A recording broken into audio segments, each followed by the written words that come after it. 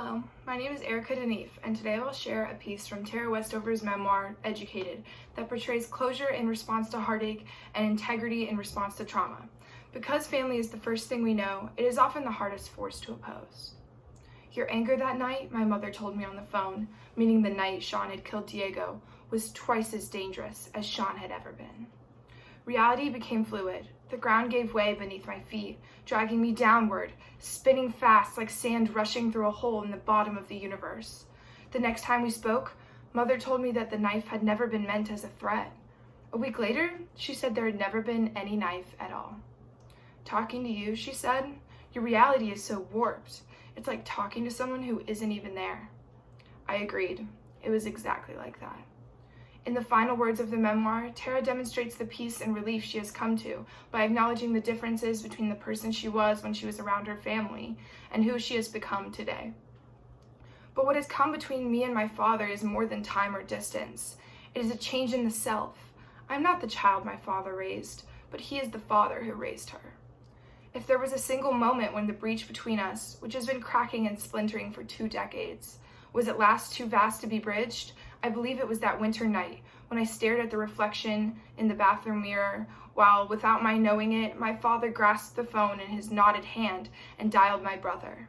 Diego, the knife. What followed was very dramatic, but the real drama had already played out in the bathroom. It had played out when, for reasons I don't understand, I was unable to climb through the mirror and send out my 16-year-old self in my place. Until that moment, she had always been there. No matter how much I appeared to have changed, how illustrious my education, how altered my appearance, I was still her. At best, I was 2 people, a fractured mind. She was inside and emerged whenever I crossed the threshold of my father's house. That night, I called on her and she didn't answer. She left me. She stayed in the mirror. The decisions I made after that moment were not the ones she would have made. They were the choices of a changed person, a new self. You could call this selfhood many things: transformation, metamorphosis, falsity, betrayal. I call it an education. Tara Westover had dealt with her parents' disapproval since expressing interest in a text other than the Book of Mormon. The memoirist eloquently expresses the constant internal disputes she has with every step she takes away from her family's tradition and with every bridge burnt by blame and brainwashing. Tara reveals her long-awaited contentment when she comes to terms with the struggles between her ingrained childhood insecurities and the confidence and integrity she gained from her independence and education. Because memoirs are writing with a more personal lens, I followed Jaffe's advice about journals and diaries to demonstrate the narrator's response to cultural and social issues. He also recommends approaching interpretations of autobiographies as if they are fictional narratives, which confirmed my decision to include the 2 chronological scenes, one with dialogue and one with tones of reflection. Through my performance of the first conversation, I hope to portray one of the harshest moments of betrayal, in which Tara felt like she lost sense of reality and herself. The second text, just chapters later, demonstrates how Tara forgave her adolescent character and transformed her sense of self as an adult coming to peace with her trauma.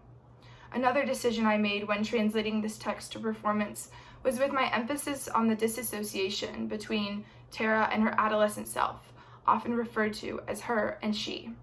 According to Mental Health America, dissociation is a mental process that causes a lack of connection in a person's thoughts, memory, and sense of identity.